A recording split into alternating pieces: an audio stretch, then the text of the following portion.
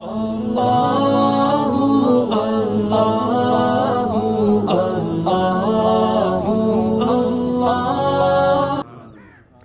مسلمانوں، جس کپڑے کو میرے نبی کے ہاتھ لگ جائیں اس پر تو آگ اثر نہ کرے۔ کیا خیال ہے جس انسان کی زندگی کے سر کے بالوں سے لے کر پاؤں کے ناخنوں تک میرے نبی کا سراپا موجود ہوگا، میرے نبی کی سنتیں موجود ہوں گی، بالوں کی کٹنگ نبی کے طریقے کے تابع، شکل و صورت نبی کے طریقے کے تابع، میرا لباس میرے نبی کے طریقے کے تابع، میرا دیکھنا میرے نبی کے طریقے کے تابع، میرا بولنا میرے نبی کے طریقے کے تابع، میرا سننا میرے نبی کے طریقے کے تابع، میرا پکڑنا میرے نبی کے طریقے کے مطابق، میرا چلنا میرے نبی کے طریقے کے تابع، میری نشست و برخاست میرے نبی کے طریقے کے تابع، میرا کاروبار کرنا میرے نبی کے طریقے کے تابع، میرا معاملات کرنا میرے نبی کے طریقے کے تابع، میری گھر کی زندگی نبی کے طریقے کے تابع، میری باہر کی زندگی نبی صلی اللہ علیہ وسلم کے طریقے کے تابع۔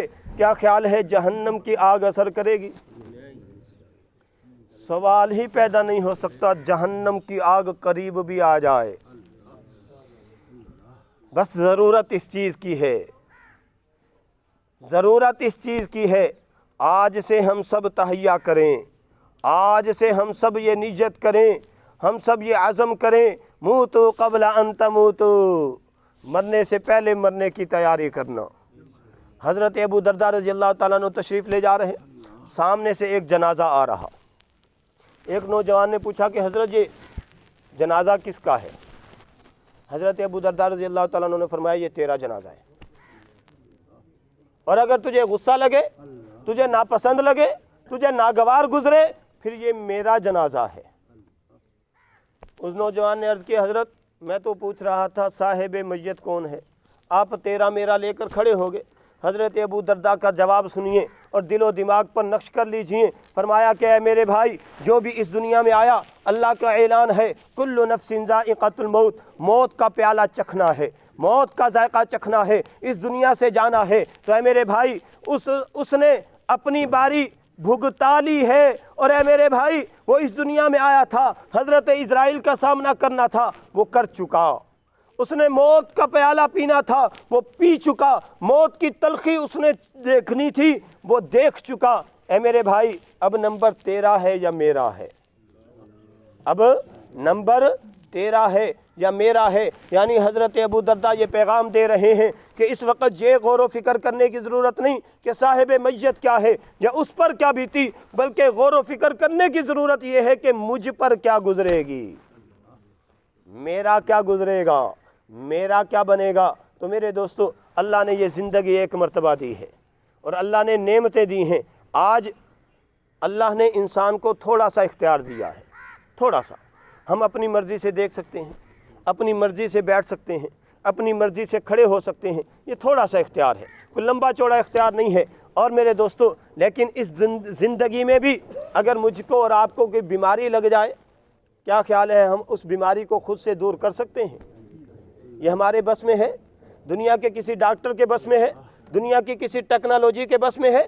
پیسے سے ہم بہترین بیڈ روم تو بنا سکتے ہیں، اے سی لگا سکتے ہیں، ہیٹر لگا سکتے ہیں، مہنگے سے مہنگا بیڈ خرید سکتے ہیں، لیکن کیا خیال ہے نیند بھی خرید سکتے ہیں؟ نہیں۔ وَجَعَلْنَا نَوْمَكُمْ سُبَاتًا، میرے اللہ فرماتے ہیں نیند کو ہم نے تمہارے لیے راحت کا سبب بنایا ہے۔ اگر ہم اس نیند کو تم سے چھین لیں تو کون ہے جو تمہیں نیند کی نعمت دے گا؟ تو میرے دوستو، میرے اللہ ہمیں دعوت فکر دے رہے۔ قرآن مجید اللہ نے ہمیں راہبر بنا کر دیا ہے، رہنما بنا کر دیا ہے۔ خدا کی قسم قرآن سے تعلق بنا کر تو دیکھیے، قرآن مجید کو پڑھ کر تو دیکھیے، سمجھ کر تو دیکھیے۔ اللہ نے اہل جنت کے احوال علیحدہ ذکر کیے ہیں، اہل جہنم کے احوال علیحدہ ذکر کیے ہیں، اور جنت میں لے جانے والے اعمال کا علیحدہ تذکرہ ہے، جہنم میں لے جانے والے اعمال کا علیحدہ تذکرہ ہے۔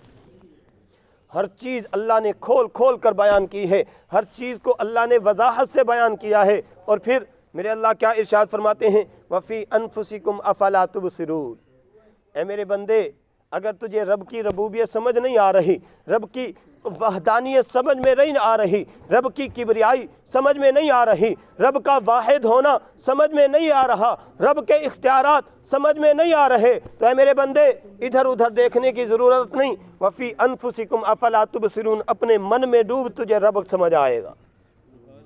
अपने मन में डूब कि आँखों के अंदर देखने की ताकत किसने रखी है और ज़ुबान में क़ुव्वत गोयाई किसने रखी है। इसी ज़ुबान से इंसान बोलने का काम भी ले रहा, चखने का काम भी ले रहा, लेकिन एक दिन आएगा, मुझ पर भी आएगा, आप पर भी आएगा। आज इंसान समझता है मेरी आंखें देख रही हैं, मेरे हाथ पकड़ रहे हैं, मेरे पाँव चल रहे हैं। मेरे अल्लाह फरमाते हैं मेरे बंदे नहीं नहीं, ये तेरा धोखा है। अगर तेरी आंख देखती तो फिर दुनिया में कोई ऐसा इंसान ना होता। आंखें हैं, देख नहीं सकता, ज़ुबान है, बोल नहीं सकता, कान है, सुन नहीं सकते, हाथ हैं, पकड़ नहीं सकते, पाँव हैं, चल नहीं सकते। क्या है, अल्लाह दिखलाना चाहते हैं क्या मेरे बंदे तेरी आँख नहीं, मेरा हुक्म चल रहा है, तेरी ज़ुबान नहीं, मेरा हुक्म चल रहा है, तेरे हाथ नहीं पकड़ते, मेरा हुक्म चल रहा है। और है मेरे बंदे मेरे मद्दे मुकाबिल ना खड़ा होना। मैंने तो कौम आद को, कौम समूद को, कौम लूत को, कौम नूह को निशान इबरत बना दिया, कौम शुएब को निशान इबरत बना दिया। और है उम्मत मुहम्मदिया के लोगों, ये कुरान मजीद के अंदर मैंने किस्सस बयान नहीं किए बल्कि तंबीह बयान की है। फ़ातबिरू या उलिल अबसार, क्या अक्लमंदो इनसे इबरत हासिल कर लेना कि कौम आद जितनी तुम्हारे अंदर ताकत नहीं है, कौम समूद जितना फ़न नहीं है। कौम आद का बच्चा भी 8 साल का बच्चा, 10 साल का बच्चा खजूर के दरख्त को तने समेत उखाड़ कर फेंक दिया करता था, अल्लाह ने ताकत दी थी। और कौम समूद ऐसी ताकतवर कौम पहाड़ों को तराश दिया करती थी। अल्लती लम युखलक मिसलुहा फिल बिलाद, मेरे अल्लाह खुद फरमाते हैं इस जैसी मखलूक मैंने कायनात में पैदा ही नहीं की। लेकिन जब वो कौम अल्लाह के मुकाबले में खड़ी हुई, अल्लाह के वक़्त के नबी की बातों का इनकार किया, अपनी मनमानी वाली ज़िंदगी गुजारी, ख्वाहिशात वाली ज़िंदगी गुजारी, फिर मेरे अल्लाह ने पटखा। कैसे? कअन्नहुम आजाज़ु नख़लिन खाविया, कुरान मजीद कहता है ऐसे पड़े हुए थे जैसे खजूर के तने पड़े होते। अल्लाह ने सिर्फ हवा का झोंका भेजा, उड़े, आपस में खोपड़ियाँ टकराईं, कलेजे फट गए और निशान इबरत बन गए। कौम समूद ने देखा कि कौम आद पर हवा का अजाब आया था, कौम नूह पर पानी का सैलाब का अजाब आया था। हम ऐसे अंदाज में घर बनाते हैं कि हवा भी दाखिल ना हो सके, पानी भी दाखिल ना हो सके। अल्लाह ने कहा अच्छा मेरे मुकाबले में आना चाहते हो? हज़रत जिब्राइल को भेजा, उन्होंने चीख मारी, सबके कलेजे फट गए। फ़कुल्लन अख़ज़ना बिज़ंबी फ़मिनहुम मन अरसलना अलैहि हासिबा वमिनहुम मन अख़ज़तहु सैहा वमिनहुम मन ख़सफ़ना बिहिल अर्ज़। मेरे अल्लाह फरमाते हैं ये जितनी कौमों के मैंने तज़किरे किए हैं ना, इन सब को इनके गुनाहों की वजह से हमने पकड़ा। किसी पर हमने हवा का अज़ाब भेजा, किसी पर हमने पानी का अज़ाब भेजा, किसी पर हमने चीख का अज़ाब भेजा और किसी को हमने ज़मीन में धंसा दिया। अल्लाह कादिर है, अल्लाह कादिर है। तो मेरे दोस्तों उस अल्लाह से मुकाबला क्या करना, उस अल्लाह से हम सुलह कर लें। एक हदीस पाक के अंदर आता है, आका सल्लल्लाहु अलैहि वसल्लम ने इरशाद फरमाया कि जब एक आदमी अल्लाह से सुलह करता है, तवज्जो, एक आदमी अल्लाह से सुलह कर ले, अपने मामला दुरुस्त कर ले, अल्लाह आसमान पर चरागां करा देते हैं। सहाबा ने अर्ज़ की अल्लाह के रसूल सल्लल्लाहु अलैहि वसल्लम, अल्लाह इतना इंतज़ाम फरमाते हैं? फरमाया हाँ हाँ, फरिश्ते जब पूछते हैं अल्लाह ये खुशी किस बात की, मेरे अल्लाह फरमाते हैं मेरे एक बंदे ने मुझसे सुलह की है, मेरे एक बंदे ने मुझसे सुलह की है। एक मौका पर सहाबा ने आका सल्लल्लाहु अलैहि वसल्लम से पूछा है अल्लाह के रसूल सल्लल्लाहु अलैहि वसल्लम अल्लाह बंदे से मोहब्बत कितनी करते हैं? अल्लाह बंदे से मोहब्बत कितनी करते हैं? नबी सल्लल्लाहु अलैहि वसल्लम ने इरशाद फरमाया कि मेरे सहाबा अगर बात समझनी है, वक़्त मुख्तसर है, सिर्फ यही बात अर्ज़ करके इजाज़त चाहूँगा। तवज्जो ज़रा चाहते हुए आका सल्लल्लाहु अलैहि वसल्लम ने इरशाद फरमाया कि अगर बात को समझना है, मिसाल दे रहा हूँ, अगर अल्लाह ने बिलफ़र्ज़ वल महाल 100 मोहब्बत के दर्जे हों, कितने दर्जे? 100 दर्जे, ان 100 میں سے ایک درجہ اللہ نے دنیا میں نازل کیا ہے۔ ماں کو اس ایک درجے میں سے حصہ ملا، اولاد سے محبت کرتی ہے۔ اس ایک درجے میں سے حصہ ملا، باپ کو اولاد سے محبت کرتا ہے۔ اس ایک درجے میں سے حصہ ملا، بیوی اپنے شوہر سے محبت کرتی ہے، شوہر اپنے بیوی سے محبت کرتا ہے۔ یہ صرف ایک درجہ ہے جو پوری دنیا میں ہے، باقی 99 درجے اللہ نے اپنے پاس رکھے، اللہ بندے سے محبت کرتے ہیں۔